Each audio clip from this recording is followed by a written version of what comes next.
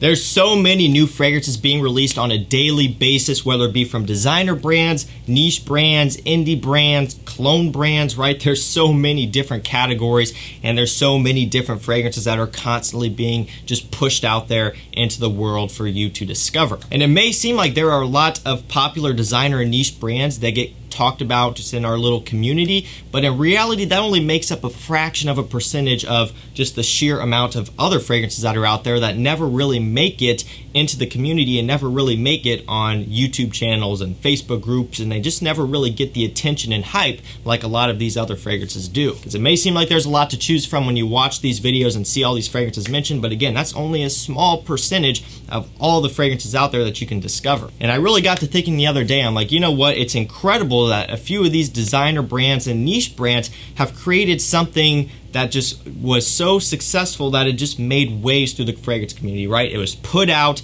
just as a brand new fragrance, and then over time, the hype was compounding and it was gaining traction to the point where these fragrances have completely changed the whole fragrance community and all of the other releases that have been put out since then. So today I thought it'd be fun to go over 10 fragrances that have just completely changed the fragrance community, and I want to give you my opinion on why I think a lot of these were so successful and why they did so well and just caused all the hype that they did. So if you guys like videos like this, make sure you get subscribed down to the channel below. It really does help me out. And also go give me a follow on Instagram. That is Chaos Fragrances. That way you can keep up with me over there. And I do want to remind you, all the fragrances that we talk about today will be linked down below in the description. If you want to check any of these out or pick any of these up, hit those links down there. It's going to take you to discounters so you can save yourself a bunch of money. I'm not going to waste any more of your time. We have a lot of important hype monster fragrances here to cover that have just completely shaped and molded the fragrance community. So let's get into it. Let's run through this quickly here because I could talk about these for hours. First up, we have La Nuit de l'Homme. Came out in 2009, 2010, somewhere around in there, I believe. So 10 years that this one has been out, but it really gained hype a few years back, of course, as being hyped by Jeremy Fragrance and among other reviewers as well. And it has really just kind of had what I talked about in the beginning, this compounding hype, right? You know, it kind of got some momentum and more people kept piling on and the hype kept building and this fragrance shot off. I mean, this stuff was selling out. This stuff was just making it everywhere. This is a very, very popular scent. I do think it peaked a few years back and it has kind of fallen off a little bit in terms of its popularity, but it's still a very popular scent. Why I think this one was so successful was because when this first came out, and even now, there's not a whole lot out there that is like this one. It's utilizing cardamom and lavender, and the note of cardamom, especially in designer fragrances, isn't used all that much. You know, La Nuit de l'Homme really brought a lot of popularity to that note, and I think just the fact that this one was so unique, it got a lot of that hype. You know, it was known for being a really, really good compliment getter. It just shot off and was so successful. Still, in my opinion, a fantastic designer scent, and there's no denying that this one has made waves and ripples and so much controversy through the community. Second up, we have Creed Aventus. So this one did come out in 2010, and of course, they're celebrating their 10-year anniversary of the scent with the new limited edition bottle and all that stuff. So that's, you know, that is what that is. But Creed Aventus, why I think this one was so successful, kind of similar to La Nuit de l'Homme. When this first came out, there was nothing like it. You know, at this point, this is the most cloned fragrance ever. So, you know, obviously in that regard, it's not like, you know, something where you don't have to get Creed Aventus. You can get any of these other clones that may be cheaper and get a similar smell to it. This fragrance has shaped the community. So many other brands have molded fragrances after it, not just specific clone houses, but designer brands. Designer brands have made a lot of fragrances that smell similar to this one. And again, it's just because they knew at that point that it was proven and that it works and that it sells. But when this first came out, it was unique. It was different. And I think another one of the main reasons, and you're seeing the trend here, that this one did so well was the compliment factor. This one getting hyped and praised as being, you know, one of the best compliment getters out there. Of course, people want to get a piece of the pie. They want to get in and get some of that compliment factor goodness. And there's no denying that, yeah, it's true. This gets great compliments, but that's really what helped launch this fragrance off and give it all of the attention that it's been getting. Again, with La Nuit de l'Homme, I do think this one did peak a little bit, and we're still kind of trailing off. It's staying pretty steady, I would say, in terms of hype and popularity, but I don't think this one is quite as booming as it once was. Sure, there's still a lot of clones. Sure, there's still a lot of videos on those clones and fragrances. I do a Creed Aventus video every now and then, so I'm not pointing fingers, but I don't think that it quite has that just, skyrocketing hype like it did a couple years back, which, let's be honest, I think we're all okay with that. Following that, we have Bleu de Chanel Eau de Toilette. This is what really kind of started the whole blue fragrance trend. So all of the Sauvage, Dylan Blues, and all of the Ambroxan fragrances, they kind of stemmed from this. Of course, Chanel, they put out Bleu de Chanel, and they're one of the leading designer brands. They have huge market share in the fragrance community. What's another brand that has a lot of market share in the community? That would be Dior, right? Dior is one of their rivals. They go head to head. And so, of course, Dior had to get on that blue fragrance goodness. And that's when they created Sauvage. So, Chanel kind of started that. Even though this isn't an Ambroxan-based fragrance like Dior Sauvage, it still really kind of kicked off just that clean, fresh, masculine, simple smell that is so successful. Started right here. So following that, let's go ahead and get this one out of the way. This one is Dior Sauvage. We touched on it briefly with Bleu de Chanel, and yes, there is no denying that Sauvage had to be in here too.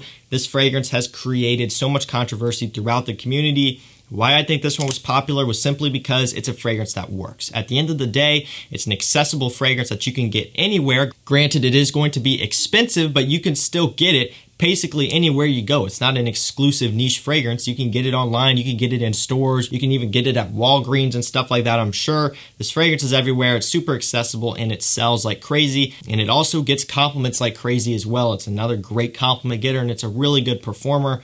There's no denying that Sauvage is very popular and successful. Following that, we have Parfums de Marly Layton. This one really did well, and I think the reason why was because this is a niche brand, kind of a more up-and-coming niche brand. They haven't been out for as long as a lot of these other designer and niche brands. They're kind of up-and-coming, and they created a product that is very accessible to someone wanting to get into niche. So, typically with niche fragrances, you're going to be getting something that's different and kind of hard to pull off. Not always, Creed Aventus proves that wrong, but there's a lot of other ones that do. And with Layton, you're getting a product that is available on discounters for a relatively affordable price. You're getting a niche-like presentation, a nice high-quality, hefty bottle, and you're getting a fragrance that smells really good to everyone. This is really a great starter niche fragrance, and this is one of the reasons, and the main reason, in my opinion, why this one was so successful. It's a great compliment getter, good performance, niche-like product, and it's great for someone wanting to get into niche. Up next, of course, we have Acqua Di Gio Pour Homme, just the original here. Of course, there's a couple flankers I probably could have put in here as well, but for this one, I wanted to start out with the OG. Acqua Di Gio, look, man, this fragrance was so successful. At this point, I don't think it's really worth it or relevant at all when we have all these new flankers which perform really good, whereas this one does not.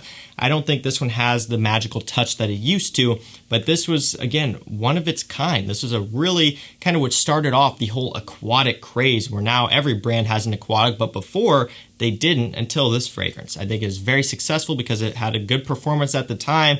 It was a very sexy, clean fragrance that everyone could wear, and it just got the job done and accomplished what people wanted to do, which was simply to smell clean and fresh. Up next, we have Invictus Aqua 2016. Of course, you guys know all about this scent. It was booming at one point. So many people were all over it, and then as soon as word got around that they were discontinuing it, it went even more crazy. People were stocking up on it left and right, and it was just a whole frenzy going on. I think the main reason why this one was so successful was because you have an aquatic fragrance right here, but with beast mode performance. This 2016 version lasts on my skin 10 plus hours. It's one that I would wear swimming because it wouldn't wash off. Like, I could wear this swimming in the pool, and when I would get out, it would still be on me and I could still smell it projecting. It's a beast mode of a scent that performs crazily good, and it's great for summertime. I've made a lot of great memories with this one. I love Invictus Aqua 2016, and there's no denying this one was incredibly popular. Up next, we have Versace Eros, just the original here. This fragrance, there's no, do I even have to explain Eros? It is a clubbing monster, a very minty, sweet, kind of cloying scent. It is youthful, it is juvenile, but it is a great compliment getter, and it's one that, especially for the younger crowd, is very desirable because it's got great performance. It's very strong. It's a bit sweet and minty fresh, and it just works really well. And did I say it pulls compliments? I mean, this stuff is known for being a great compliment getter. It's one of the main reasons, again, why this one was so successful. Second to last fragrance, we have Jean Paul Gaultier Le Male, just the original here. Another one of my personal favorites. I love Le Male, and I think this one was so successful just because, it's just so clean, fresh. It's got that nice fresh lavender note, and it's just a bit kind of smooth. It's a bit creamy as well. Smelling it in the air, it just smells so good. Like, it smells so good coming from, again, someone. I have a lot of other fragrances which are more unique than this one at this point. But again, at its time when it first came out, there wasn't a lot out there like this one. The bottle, of course, contributes a lot to the success of this one. I mean, a male torso bottle, you don't see that every day. It's a very eye-catching design when you see it sitting on the counter in the department store, and when you pick it up and smell it and you're greeted with that nice, fresh, clean, but a bit sweet, creamy smell as well, you're blown away and you're sold. A very successful scent. Ultra Male is another one of my favorites, and also the new Le Male Le Parfum is another one of my favorites. But that obviously the new one hasn't had nearly enough time to affect the community in one way or another. And even Ultra Male, it was pretty popular, still is, but not to the extent as some of the other ones in this one. But this right here is a great one. It is a bit old at this point, and I do think the flankers bring more to the table, but this one, there's no denying, it has made some waves in the community. Following that, we have Dolce & Gabbana The One EDP. I love this fragrance, and this one / the EDT has created a wave in the community. It has been so successful. It's nice tobacco amber, grapefruit in the opening. It is a sexy, ultra sexy, masculine scent with just a touch of a cleanliness to it, like a clean smell, but mostly a sweeter, richer scent with that amber and tobacco. It's masculine. This stuff puts hair on your chest. It's sexy. So many people love it. It's a beautiful masterpiece of a scent. It is limited by its performance, which sucks, but at the end of the day, the smell is what I love the most. And this fragrance is gorgeous, which is why, at the end of the day, it's done so well in the community. It's not a beast mode performer. It never has been. It's just one that smells fantastic for the price and gets great compliments. So guys, there you have it. That was 10 fragrances that made a huge impact on the fragrance community. Hopefully you guys enjoyed this video. All these will be linked down below for you to check out. So there you guys go. Thank you so much for watching. Stay safe, stay healthy. We'll see you tomorrow with another one. Take care.